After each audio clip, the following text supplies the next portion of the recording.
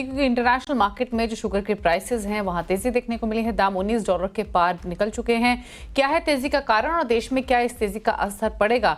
अगर हाँ तो कितना? इस पर बातचीत करेंगे। हमारे साथ मौजूद हैं all India sugar trade association के चेयरमैन प्रफुल्ल विठलानी और साथ ही LNP एडवाइजरी सर्विसेज के रिसर्च एनालिस्ट भूपेश शर्मा भी हमारे साथ बने हुए हैं।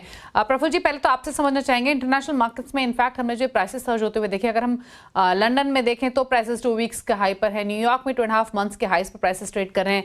तो क्या ये सिर्फ और सिर्फ जो ब्राजील में हमने ड्राउट और हीट कंडीशंस देखी हैं, जो ब्राजील की क्रॉप्स डैमेज होने की खबरें हैं, उसके कारण ये सर्ज आया है या और भी फैक्टर्स हैं? इंटरनेशनल मार्केट्स में जो प्राइस सर्ज हुए हैं वो कितने सस्टेनेबल लग रहे हैं? फिलहाल क्या सिचुएशन है?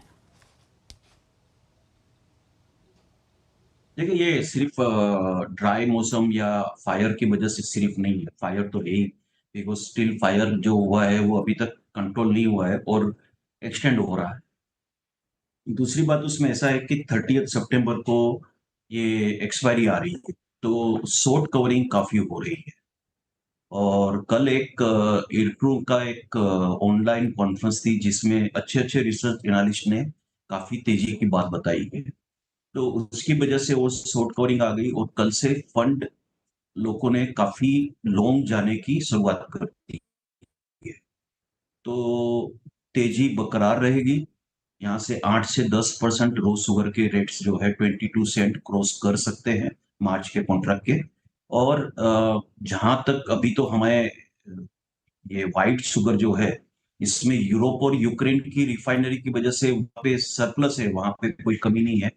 पर रोज शुगर में एक गवर्नमेंट ने जो भारत की गवर्नमेंट ने ये कहा है कि पहले डोमेस्टिक सप्लाई उसके लिए काफी चीनी है, फिर इथेनॉल इथेनॉल के लिए भी है।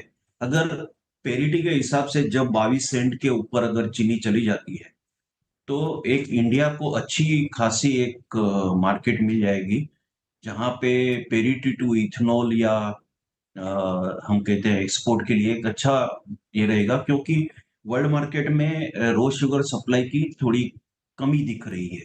वहां पे सरप्लस नहीं पर डेफिसिट दिख रही है।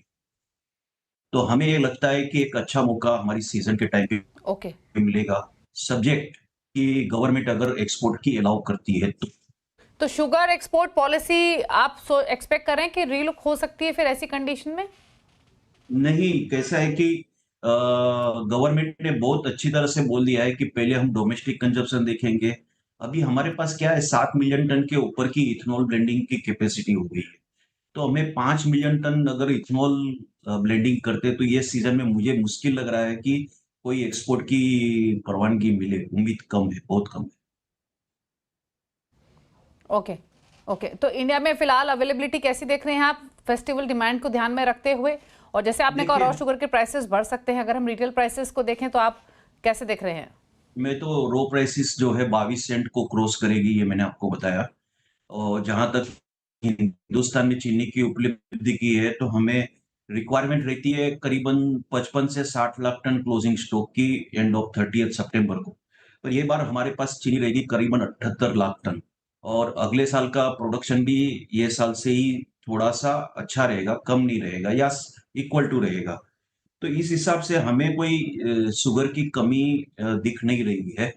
पर बैलेंस आउट होगा कि हमें डोमेस्टिक और ये इथेनॉल के लिए उपलब्धि मिलेगी। पर रियल प्रोडक्शन फिगर जो है वो जनवरी मंथ में मिलते हैं। अगर कुछ अच्छा रिकवरी यील्ड मिलती है तो एक छोटी सी 1 या 2 मिलियन टन की एक्सपोर्ट की विंडो खुलेगी भी तो जनवरी फरवरी में। और रिटेल प्राइसेस किस रेंज में देख रहे हैं आप फेस्टिवल सीजन के दौरान या उससे ठीक पहले? यहाँ यहाँ रिटेल प्राइस कोई बढ़ने की उम्मीद नहीं है। हमारे पास काफी चीनी पड़ी हुई है और गवर्नमेंट जो है रिलीज मैकेनिज्म से मार्केट को हैंडल करती है।